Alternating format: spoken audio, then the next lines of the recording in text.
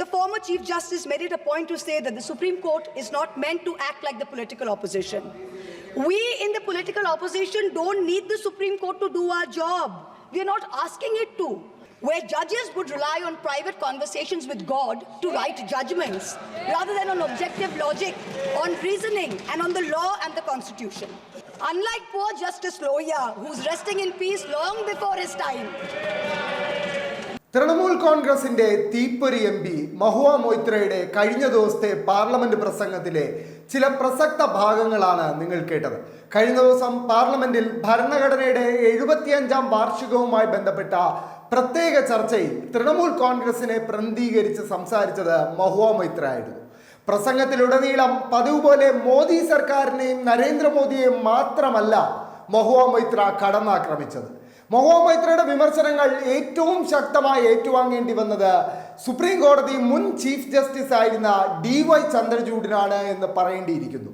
DY ചന്ദ്രചൂഡിനെ പേരെടുത്തു പറഞ്ഞുകൊണ്ടായിരുന്നു Mahua മൊയ്ത്രയുടെ ഓരോ വിമർശനവും. അതോടൊപ്പം BJP മറച്ചുപിടിക്കാൻ ശ്രമിക്കുന്ന, BJP മറക്കാൻ ശ്രമിക്കുന്ന ജസ്റ്റിസ് ലോയയുടെ മരണമടക്കം ഉദ്ധരിച്ചുകൊണ്ടുള്ള മഹുവ മൊയ്ത്രയുടെ പ്രസംഗം ഒരു ഘട്ടത്തിൽ തടയാൻ പോലും BJP അംഗങ്ങൾ ശ്രമിക്കുന്നത് ദൃശ്യങ്ങളിൽ വളരെ വ്യക്തമാണ്. നമുക്ക് മഹുവ മൊയ്ത്രയുടെ എല്ലാവരും കേട്ടിരിക്കേണ്ട ഭരണഘടനയെക്കുറിച്ചുള്ള പ്രസംഗത്തിന്റെ പൂർണ്ണ രൂപം ഒന്ന് കേട്ടു നോക്കാം. Mahua Moitra G. Thank you, Madam Chairperson. Thank you, Madam Chairperson. Just at the onset, I have 18 minutes of allotted time by my party. Honorable Chairperson, sir, Madam, I stand today on behalf of my party, the All India Trinamool Congress, to speak on the 75th anniversary of our Constitution. A Constitution that is not merely a book, but indeed the life and the soul of our nation. Almost 75 years ago to the day, on the 25th of November 1949, Baba Sahib Ambedkar reminded us, we must observe the caution which John Stuart Mill has given to all who are interested in the maintenance of democracy, namely, not to lay their liberties at the foot of even a great man, or to trust him with powers which enable him to subvert their institutions. This nation was made by great men and women, but the real challenge before us today is ensuring that no one man should believe he's greater than the nation and that he is above the principles of the Constitution. Today, as I stand to participate in this historic debate, let me start with a short yet very apt nazm by the poet Dr. Hilal Farid. I trust the truth and the irony in his words will not be lost on anyone. Mubarak ghadi hai, kal sach dhaj kar, makeup rach kar, khoob jaj kar, dekho uska manch par aana, kitab संविधान की आंखों से लगाना और फरमाना, मैं शीश को झुकाकर इस किताब को मन में बसाकर ईश्वर की शपथ लेता हूँ. रात ढलने दीजिए, दिल बदलने दीजिए, कल तलक ये बेवफा सितमगरों का बादशाह सब भूल जाएगा, नफरतें उगाएगा, दूरियां बढ़ाएगा, रोज संविधान की धज्जियां उड़ाएगा. मगर जो आज महफिल सजी है यही मानती है कि हीरो वही है, मुबारक घड़ी है. For the past 10 years, a very large number of people in this country have felt that Samvidhan khatre mein hai. Our Constitution is in danger. As responsible public representatives, it is imperative that we actually put this to the test and check if this is just fear-mongering by us, as the ruling party would have us believe, or indeed is the Constitution framework imperiled. As Professor Tarun Khaitan explains, there are 3 broad tests to check if the political executive is constitutionally accountable. 3 checks for the country to remain democratic over time. So let's see how our country is faring on these 3 checks. The first is direct electoral accountability to the people. The second, there is accountability to the judiciary and other 4th branch institutions. And third, there is accountability rendered by the media and civil society as watchdogs of the citizenry at large. The ruling party has the right to influence policies over a large range of matters. You cannot take away that prerogative, but it cannot usurp power in a way that kills constitutional rights for the rest of us. This government, this ruling party, when confronted with this charge, uses only one defense. What about Mrs. Gandhi's emergency? Yes, that was a full frontal attack on democracy. No question about that. But we saw it for what it was. This government's modus operandi has been indirect and creeping, an incremental systemic assault for the past 10 years. The Modi government has consistently sought to erase the distinction between the party and the state by undermining and capturing all the mechanisms that seek executive accountability. It is killing our constitution by 1,000 cuts. I'm going to point out a few of the particularly bloody cuts. In the first test, democracies seek electoral accountability from the political executive. Measures such as electoral manipulation, voter disenfranchisement, biased campaign finance over time give the ruling party an unfair advantage. Voter disenfranchisement has reached epic proportions in India. In the past general elections, as well as in the recent by-polls in many BJP-ruled states, there were widespread, documented, caught on television cameras, caught on mobile phones, instances of voter suppression, from names missing to electoral rolls, by police used to threaten, beat and intimidate voters. We saw it in Rampur, we saw it in Sambal. Entire localities were being forced to stay home. Another aspect is the largely targeted exclusion of a hated minority by a prejudiced majoritarian state, creating a whole section of second-class citizens whose rights are less equal than others.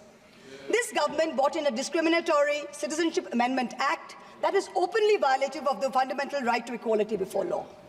All the BJP state governments are competing with each other in bulldozer justice, demolishing homes, usually of minorities, without due process of law. I had to go to the Supreme Court to get a stay on the unconstitutional order of the UP government, demanding that minorities, that Muslims, put identifying markers on their eateries in shops during the Kawad Yatra. This is blatantly a violative of Article 15. Let us move on to campaign finance now. In 2014, both the BJP and the Congress were held liable for illegally accepting foreign contributions. In response, this government retrospectively amended the Foreign Contribution Regulatory Act, FCRA 2010, to narrow the definition of a foreign company and thereby remove the illegality with retrospective effect. This was done surreptitiously. The Act of 2010 was not amended by a separate bill. It was done via clauses slipped into the Finance Act 2016 and the Finance Act 2018. The amendments not only legalized foreign funding of political parties, they also created a new funding vehicle called electoral bonds. In 2017-18, the BJP got 97.7% of funds that were legalized by surreptitious changes to the campaign finance laws. When the electoral bond numbers came out earlier this year, we saw that the BJP had between 54 and 57% of the total amount raised in the past 6 years. This kind of unfair advantage for the BJP in campaign finance has created a very skewed playing field for the opposition in recent years. There's no denying this. The use of the government funds to promote BJP and to promote Modi ji's political branding in the run-up to the elections, Modi ji ki guarantee, Modi ji ka parivar, creates a media blitzkrieg that few smaller parties can match. For a free and fair electoral process, a neutral referee is necessary. So in addition to electoral accountability, our constitution lays down a second check of institutional accountability, where the government is scrutinized by the judiciary and by various fourth branch institutions, such as the Election Commission, the Vigilance Commission, a human rights watchdog, an anti-corruption body. The appointment mechanism of these fourth branch institutions, along with their functional autonomy, is what keeps them independent.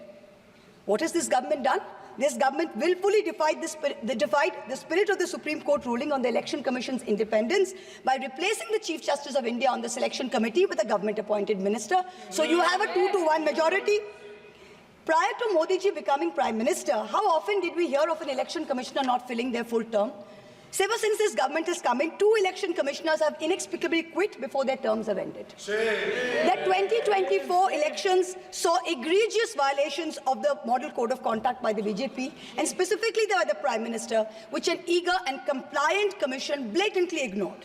But even the smallest violation by an opposition party saw the ECI taking prompt, stringent action. For free and fair elections, just like justice, must not only be done, but must also be seen to be done. So public trust in democracy has to be restored by this election commission. We've jokingly started calling it the Modi ji Code of Conduct. Other institutional bodies have been similarly compromised. Appointments to the National Human Rights Commission have been widely criticized, especially of Justice Arun Mishra and others close to the establishment. This is a judge who, while in office, heaped praise on Modi ji, calling him an international visionary who thought globally and acted locally. And lest the Treasury benches claim this assessment is a biased one, please remember, it is precisely this kind of appointments that have undermined the independence of the NHRC, so much so that the NHRC has lost its UN accreditation. The NHRC can no longer represent India or vote at the UN Council of Human Rights. Allow me to turn to a simple instance of what human rights under the rule of law means, the right to bail. The erstwhile outgoing Chief Justice of India waxed eloquent recently about how the right to bail has been granted during his tenure for all. A range of under-trials, from A to Arnab to Z for Zubair. His alphabet, unfortunately, seems abbreviated because it did not include G for Gulfisha Fatima, didn't include H for Hani Babu, didn't include K for Khalid Safi, didn't include S for Sharjul Imam, and U for Omar Khalid, and countless others. The former Chief Justice made it a point to say that the Supreme Court is not meant to act like the political opposition. We in the political opposition don't need the Supreme Court to do our job. We are not asking it to. But what troubles us is that some members of the higher judiciary appear to be doing their best to compromise the independence and integrity of our constitutional courts. I do not think that the framers of our constitution ever imagined a scenario where judges would rely on private conversations with God to write judgments, rather than on objective logic, on reasoning, and on the law and the Constitution. The Honourable Defence Minister, in a speech this morning, mentioned the courage of the late Justice H.R. Khanna to dissent in 1976. May I remind everyone that Justice Khanna lived for 32 years after 1976 under a largely Congress regime, long enough to write his autobiography, which the minister quoted from. Unlike poor Justice Lohia, who's resting in peace long before his time. Delays in filling vacancies in the Central Information Commission is denying citizens their right to information. Currently, the CIC has only 3 commissioners, including the chief, instead of the mandated 10, and has 22,000 pending appeals filed by people against the denial of information by this government. The third dimension of executive accountability is discursive accountability. Citizens in a democracy expect their government to be able to justify their actions by way of public discourse with civil society. This government on a daily basis is pursuing unconstitutional methods of restricting freedom of the press and freedom of speech. Its ill-conceived amendments to the IT rules to create fact-checking units was recently struck down by the Bombay High Court as being violative of Articles 14 and 19 of the Constitution. The latest UP police cases against fact-checker Mohammad Zubair, when the UP police is invoking de facto sedition against a fact-checker who is documenting hate speech. This is preposterous. I am one of the petitioners challenging the constitutionality of the sedition law, and the Supreme Court has very clearly stated that no coercive action will be taken on alleged sedition cases till the matter is decided. Yet the government doesn't stop. The Bharatiya Nyaya Samhita, which the ruling party brought in last year when most of the parliamentarians were suspended, they said we are dropping sedition, but you also replaced it with a far more draconian Section 152. There's also something else which we all need to think about. The BNS for the first time adds terrorism as a punishable offence and defines it as an act that intends to threaten the unity, integrity and security. So the crime of terrorism is no longer anchored in an actual act. It's anchored in an intent or a thought. This means that from now onwards, the parents of disappearing Kashmiris or disappearing Manipuris who are protesting peacefully in a park can be accused of being terrorists.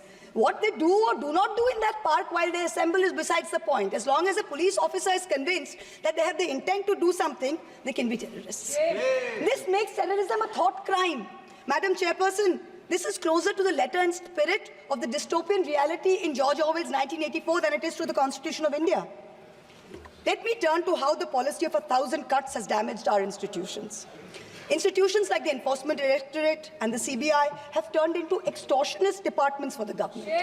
14 political parties approached the Supreme Court against the coercive criminal actions of these two agencies. 95% of cases by these two agencies are against opposition politicians. Since 2014, 25 opposition leaders facing corruption have crossed over to the BJP. 23 of them have got reprieves. 3 cases are closed. 20 cases are stalled.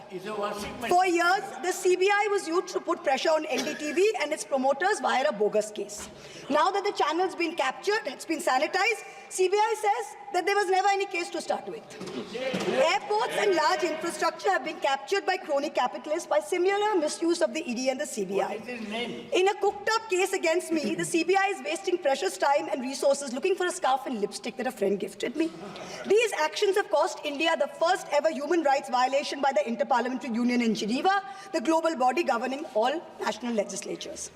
After the abrogation of Article 370, there has been a flagrant crackdown of the constitutional rights of the people of Kashmir. Free speech and movement have been hampered. Passports cancelled without any pending cases. Never heard of it. Manipur, an integral part of the Union of India, seems to have a complete breakdown of constitutional machinery. The failure of governance is stark. The Union government under Article 355 of the Constitution is obligated to assist states in the maintenance of law and order. In May 2024, in the Supreme Court, Solicitor General stood up and said the violence is subsiding. Yet, horrifying incidents are happening every day. I petitioned the Supreme Court in the Manipur violence case. Senior Advocate Indira Jaisingh appeared for me. An expert committee was set up. But then after 27 or more hearings, there is no relief, there is no justice yet. Time constraints don't allow a more in-depth analysis, but it is crystal clear that this political executive for the past 10 years has systematically eroded democracy. It failed spectacularly on all 3 tests of constitutional accountability laid out by Professor Khaitan. Our constitution is bleeding from 1,000 cuts. Samvidhan khatre mein zarur hai. The need of this hour is to ensure that the idea of India survives in its purest form. This burden is heavier on some of us than on others. The judiciary and the media have a far greater responsibility in protecting our constitution than do normal citizens. History will not be kind to you, your lords and ladyships, if you falter. To every Chief Justice of India, past and present, I say this: yours is not to worry about your personal legacy. Yours is not to take directions from God. Yours is not to have a private family function turned into a televised circus with a political executive. The Constitution is your only God. The Constitution should be the only Atithi who should be in your home as your Deva. Attention-seeking divas do not leave legacies. Upholders and protectors of our basic sovereign rights will only be remembered. To the media, I say, you play a huge role in guaranteeing our democracy's survival. Live up to it. To taking a few liberties with Faiz Ahmed Faiz's immortal words, let me tell you. सब ताज उछाले जाएंगे, सब तख्त गिराए जाएंगे, बस नाम रहेगा संविधान का. In conclusion, I pay homage to the 17 women of India's Constituent Assembly who laid the path for all of us like me to stand here today. And I would like to remind us of Vijayalakshmi Pandit's words. Freedom is not for the timid. Protecting our constitution in these harrowing times requires courage. Let us rise to it. We will succeed. Jai Hind.